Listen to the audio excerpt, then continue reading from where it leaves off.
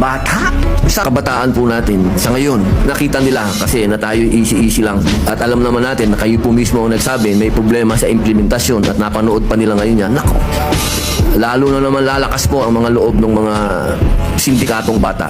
Lagi ko pong sinasabi, bakit nawala na sa atin ang youth detention? Advance na tayo noon nandun na tayo Kasi kung sasabihin niyo po sa akin na sapat ba para sa mga nakagawa ng heinous crime, yung dadalhin sa bahay Pag-asa, doon po lang ako talaga nasaktan.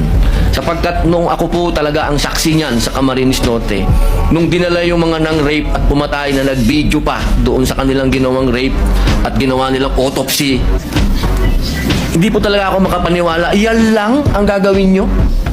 Diyan sa mga batang yan, ganyan lang i-interviewin nyo? Anytime pwedeng tumakas dito dahil wala namang kulungan? Ito yan lang. Yan daw po talaga ang sinasabi ng batas. At sinabihan pa ako, hanggang dyan lang po kayo. Hindi nyo po pwedeng tanungin, ha? Ako na po yun, senador na po ako nun. Hindi ko pwedeng tanungin, hindi ko pwedeng kausapin, hindi ko pwedeng, wala ho talaga. Hindi daw pwede, kasi underage sila. Bakit naman dumating tayo sa puntong ito na kapag ang nakagawa ng karumal-dumal na krimen, tatratuhin pa ba natin itong bata?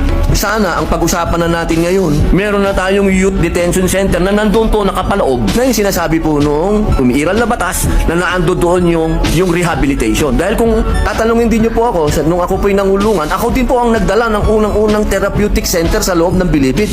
Ibang usapin naman po yan dahil sa drugs naman po yan. Nabigyan pa po tayo ng award ng DDB dyan dahil tayo pong naggawa ng rehabilitation dyan sa loob at inaabot po yan ni General Binarao. Ang ibig ko lang pong sabihin, naniniwala tayo sa rehabilitation, pero bago tayo makarating sa rehabilitation, magbayad ka muna ng kasalanan mo. Hindi naman po pwedeng hindi ka magbayad ng kasalanan. Yun lamang po.